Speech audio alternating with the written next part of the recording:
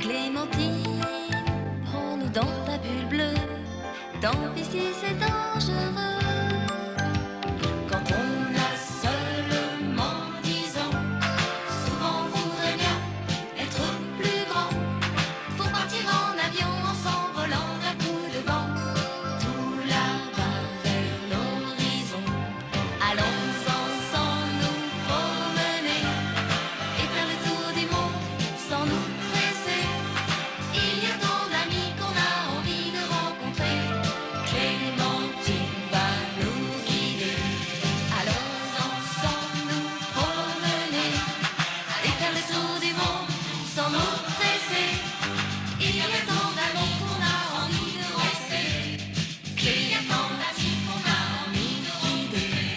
Allons ensemble nous promener et faire le tour du monde sans nous presser. Il y a tant d'amis qu'on a envie de rester. Il y a tant d'amis qu'on a envie de guider. Allons ensemble nous promener et faire le tour du monde sans nous presser. Le sinistre Molâche. Nous sommes en 1925 à Villacoublay. Et pour Clémentine, cette belle journée de printemps est une journée comme les autres. Pourtant, à partir d'aujourd'hui, rien ne sera plus pareil. Pour la première fois, Clémentine va croiser la route de son futur et terrifiant ennemi, Malmotte. Le premier envoyé de Malmotte se nomme Molâche, mais d'autres viendront qui traqueront Clémentine jusque dans les contrées les plus reculées de la Terre. Les incroyables aventures de Clémentine ne font que commencer.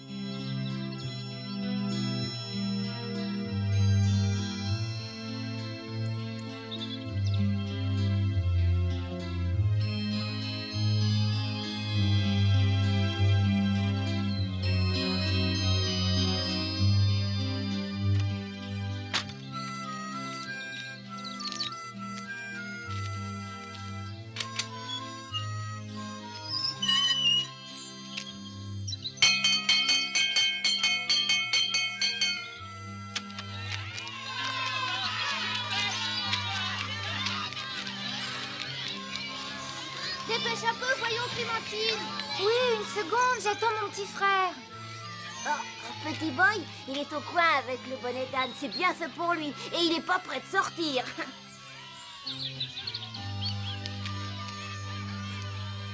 Pourquoi? Qu'est-ce qu'il a encore fait, petit boy? En classe, il a lâché une véritable escadrille de coccinelles pendant la dictée. Et regarde le chignon de la maîtresse, c'est un vrai aérodrome pour coccinelles. Qu'est-ce qu'il y a, Clémentine? Pourquoi me regardes-tu avec un air aussi bête, ma pauvre? Mademoiselle, c'est à cause des bêtes à bon Dieu. Ce n'est pas la peine d'essayer de m'attendrir avec le bon Dieu. Ton frère a mérité cette punition. Et je vais même lui apprendre que Coccinelle s'écrie avec un seul N. Il ne l'oubliera jamais plus.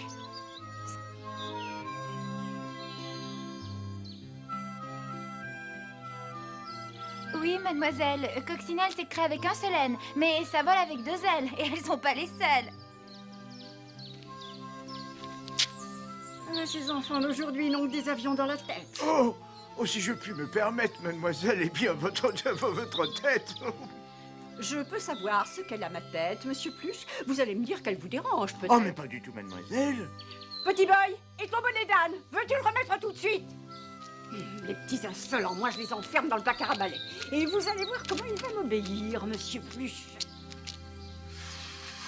Et voilà. Cette fois-ci, petit boy, je t'enferme au cachot. Mais où es-tu? Oh. Oh, le gredin, il s'est sauvé par la fenêtre. Mademoiselle, ne sautez pas, je vous en prie. Il s'est payé ma tête. Oh, incroyable. Et il vole. Je n'ai jamais vu ça. À votre âge, monsieur Pluche, vous avez certainement déjà vu des avions en papier.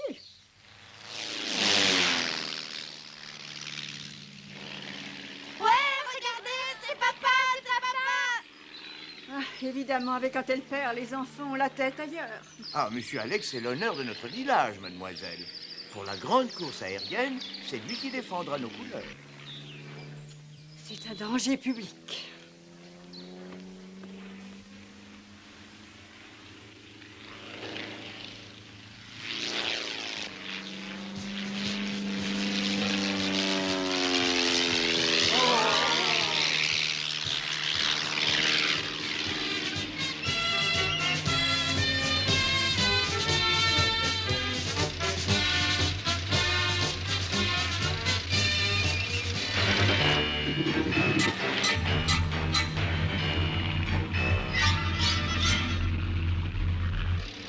Habitants de Villa Coublet, écoutez-moi.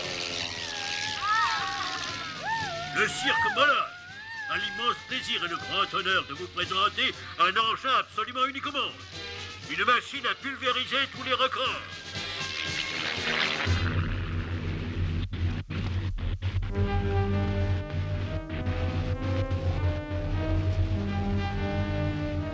Qu'est-ce qui se passe? Ça ne répond plus.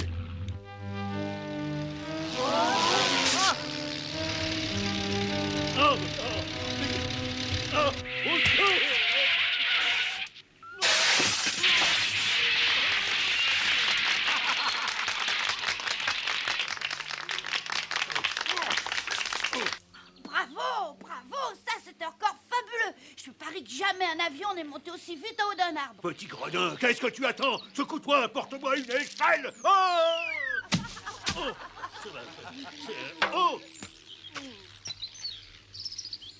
Record de descente rapide. Voilà l'échelle. C'est pour remonter, je suppose, monsieur. Je fais partie des sapeurs-pommiers. Oh.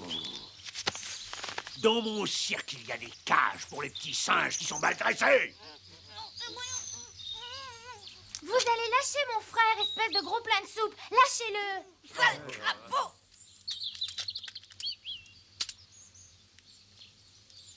Oh, oh. Y aurait-il un constat à faire, messieurs, dames? Oui, vous faites un constat et moi je porte plainte contre le fou qui a cassé le nez de ma fusée. Qui est-ce, hein? C'est mon père. Il s'appelle Alex et il n'a pas fait exprès. Excusez-moi, monsieur le directeur, vous avez la clé de la réserve. Le pauvre Pilot est très malade. Il lui faut du lait. Plus tard, mademoiselle Éole. Vous ne voyez donc pas que je suis débordé, non? Mais juste un peu de lait, monsieur. Attendez. Il a de la fièvre. On peut pas laisser comme ça, il faut le soigner. Retournez immédiatement dans votre roulotte. Pilou peut attendre, mais pas ma fusée. N'avez qu'à lui donner de l'eau. Ne vous inquiétez pas, moi je vais m'en occuper. Et il va vite guérir. Et ma fusée? Est-ce que quelqu'un va daigner s'en occuper? Vous, ça suffit comme ça. Je vais en parler à mon père.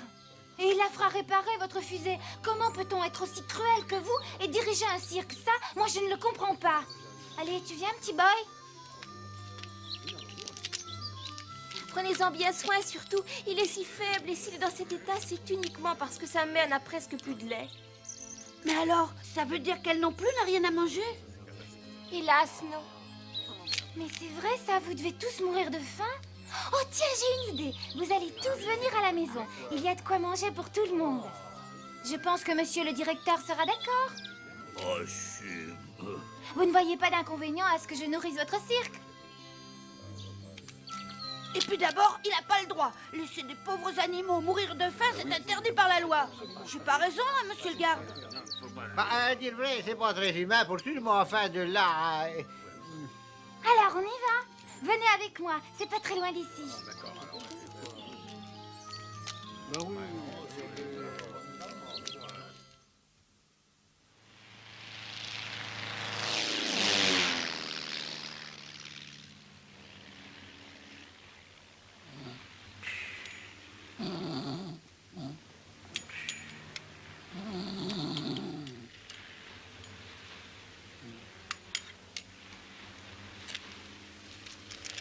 Gontran, sors de la piste! Attention!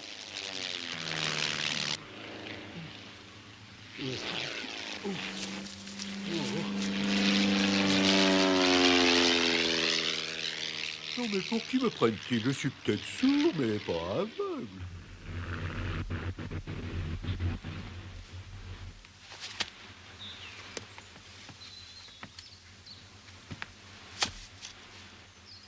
Tu es trop vieux pour jouer au petit malin.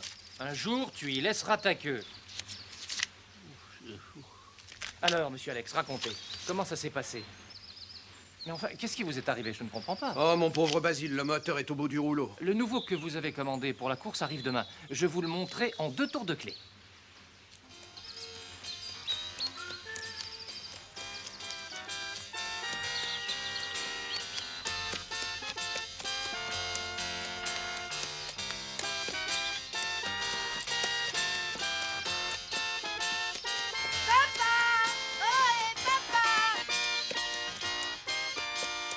crois que vos enfants se sont fait des amis.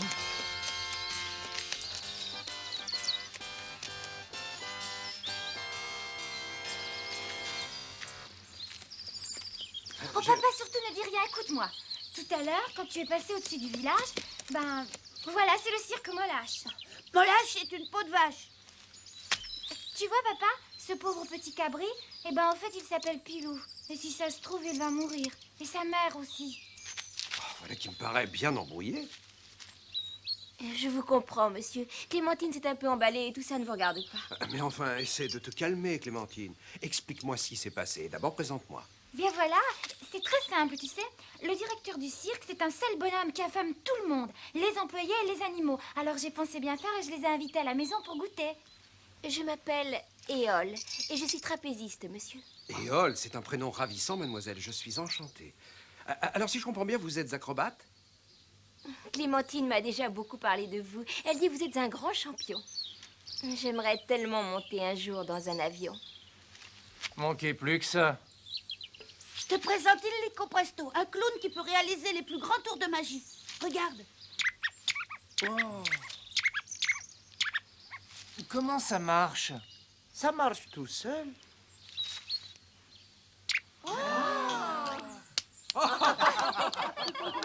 Lui, c'est Mirliton. Alors papa, c'est d'accord? Ah, mais bien sûr. Allez, tout le monde à table. Il faut les excuser.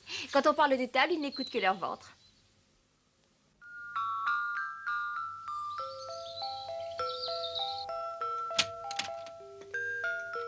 Merci ma bonne Léonie. Dis donc, Clémentine, tu sais qui c'est le monsieur qui vient d'arriver dans cette belle automobile? Entre, je t'en prie. Assieds-toi ici, mon cher Sadi. Sadi? Ah, alors je sais qui c'est ce monsieur Sadi Lecointe, un pilote très célèbre. Léonie, on a faim. Léonie, on a faim. Léonie, on a faim. Allons, les gloutons, un petit peu de patience. Je ne peux pas être au four et au moulin, moi. Les animaux d'abord. Oh, ils sont dans un piteux état, les pauvres. Ne t'inquiète pas, mon petit Pilou, tu vas guérir. J'ai déjà appelé le docteur et tu verras, c'est un grand savant. Mais je croyais que vous mouriez de faim. Vous êtes timide? Dis donc, Gastounette, tu veux peut-être une nappe et des serviettes? Demande, te gêne pas?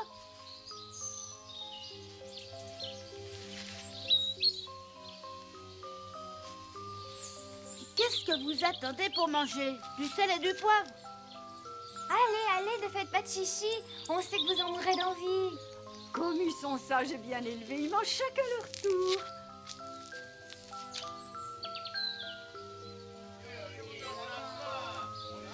Voilà, pas d'affolement, j'arrive.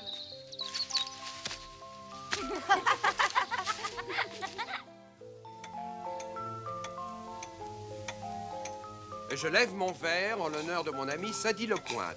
Sadi Lecointe qui détient le record absolu de vitesse aérienne. Personne n'a jamais réussi à voler aussi vite. Pour l'instant seulement. Mais attention, parce qu'avec un moteur dernier cri, un mécano comme Basile et un pilote comme toi, je ne vais pas dormir tranquille, moi. Monsieur Alex a englouti toutes ses économies. Moi, je trouve que c'est de la folie. Eh bien, vive la folie! Oh, j'ai du mal à atterrir. Où sont mes lunettes? Oh, monsieur Pluche, il faut vous faire une raison. Vous êtes vraiment myope. Vous ne volerez jamais plus haut que votre estrade, surtout avec des lunettes en chocolat. Vive tout ce qui vole et que le meilleur l'emporte. Oh, tout ce qui vole, quelle horreur! Qu'est-ce qui te prend, Gontran? Je t'ai vexé? J'ignore pourquoi, mais Gontran, qui a passé sa vie sur un terrain d'aviation, déteste les avions. Il les accuse de l'avoir rendu sourd.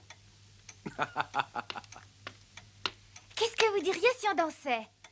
Ah oui, on pourrait peut-être faire jouer le gramophone, vous êtes d'accord? Oui, voilà. Allons-y. Oh, il est cassé. Dommage.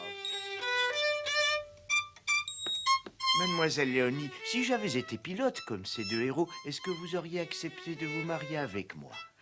Ah, vous êtes un brave homme, monsieur Pluche. Mais depuis que la maman des enfants est morte, j'ai décidé de consacrer ma vie à ces petits. Alors pour votre brevet de pilote, nous verrons plus tard, quand ils seront grands. Moi, je vais danser avec mon papa. Oh, Mademoiselle, vous voulez bien m'accorder cette danse? Avec plaisir. Oh, ça tourne. Je ne sais pas si c'est l'habitude de faire des loopings, mais vous dansez de façon très aérienne. Pourtant, lorsque je quitte le ciel, je me sens si balourd, si terre à terre. Ce sont sûrement vos bras qui me donnent des ailes. C'est vrai?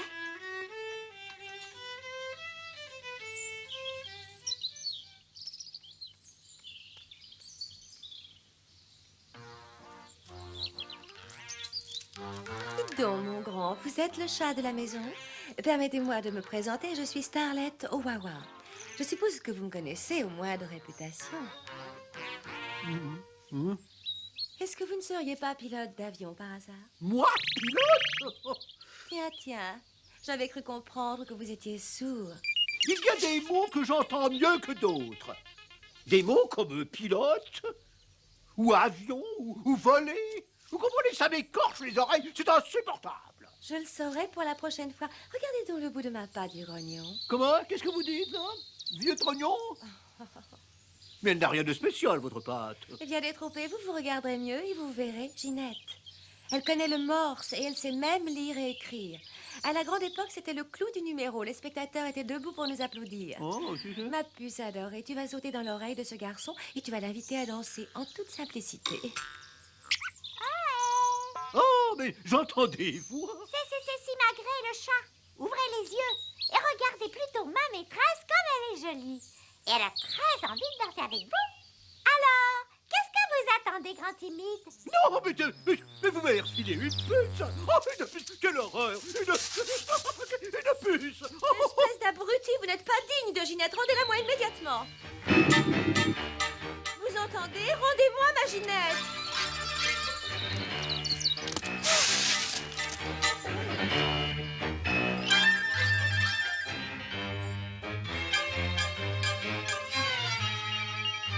Alors, Starlet, quand le chat n'est pas là, on fait la fête.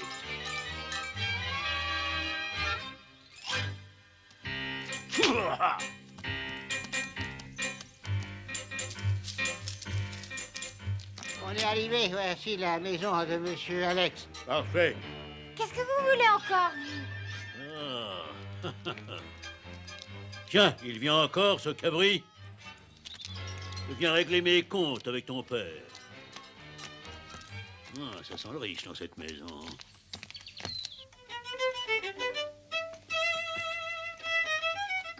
Je vous le répète, vous pourrez rester chez nous tant que vous voudrez. Je vous donnerai des cours d'aviation et vous me donnerez des cours de voltige. Oh, excusez-moi. Je ne vous dérange pas. Non, je vous en prie, entrez. Ah. Tiens, qu'est-ce que vous fêtez? Mon accident? Mais quel accident? Allons, ne jouez pas les étonnés. Vous avez une drôle de manière de vous débarrasser de vos concurrents, ce n'est pas très sportif.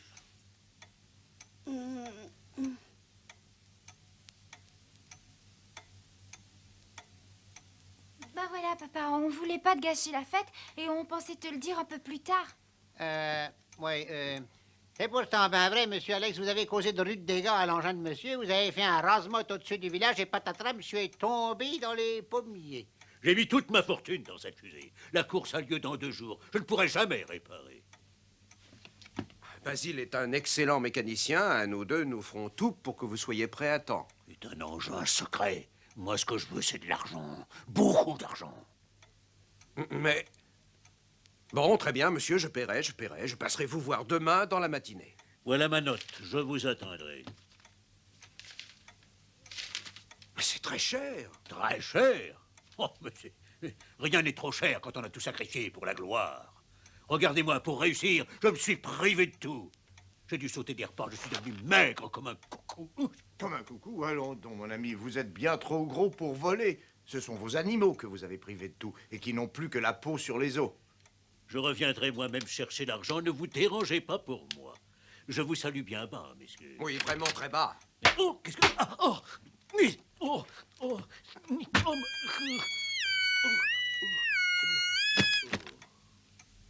Ah, docteur, nous vous attendions.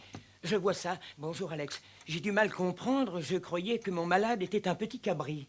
Oui, il est dans le jardin. Venez avec moi, docteur.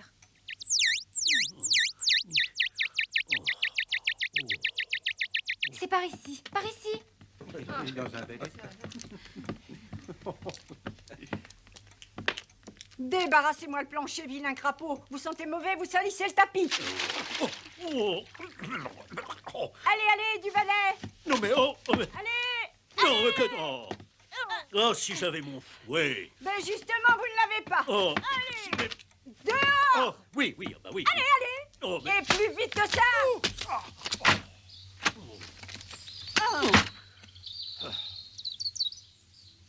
C'est grave? Il est fatigué. Il ne mange pas assez. Alors il est très fatigué. Mais il y a de l'espoir. Il y a surtout l'espoir de le voir s'endormir gentiment au chaud dans tes bras. Tiens, Clémentine, serre-le doucement contre toi. Il sentira ton cœur, ça le réchauffera pour partir. Mais un espoir. Je veux juste un espoir, c'est tout.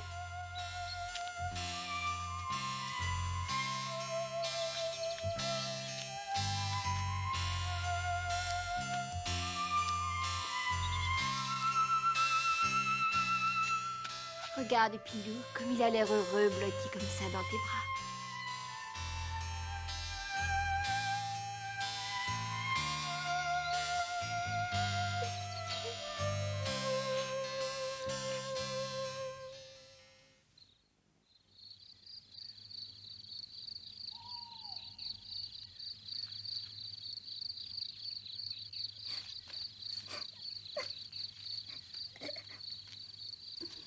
Adieu, mon pauvre Pilou. Adieu. Chut, méritons. Ne le grondez pas, monsieur Lico, c'est lui qui a raison. Jouez-nous donc un petit air.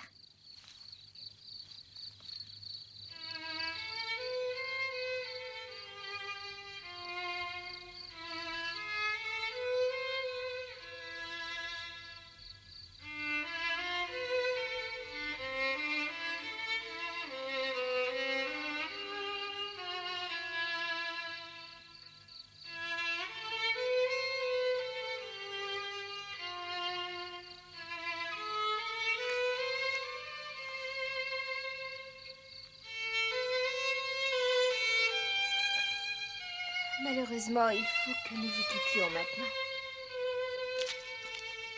Vous ne voulez vraiment pas rester avec nous?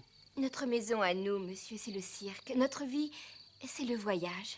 Mais je comprends pas, vous n'allez quand même pas retourner chez Monsieur Molache? Tu sais, il a enfermé tous les animaux dans une cage. Il est fou de rage. Il est bien capable de passer sa colère sur eux. Nous ne pouvons pas les laisser. Nous devons les aider. Ils n'ont que nous pour les défendre. Adieu, les amis. Au revoir. Revenez nous voir quand vous voudrez. Au revoir. À bientôt. Au revoir. Au revoir. Ne soyez pas tristes, les enfants. Rassurez-vous, la vie, c'est un peu comme dans les livres. Les méchants ne l'emportent jamais en paradis. Et dans son cas, sa méchanceté l'empoisonne le premier et lui gâche complètement sa vie. Allons, les enfants, il faut se mettre au travail maintenant. Le sinistre Molache n'a pas encore gagné.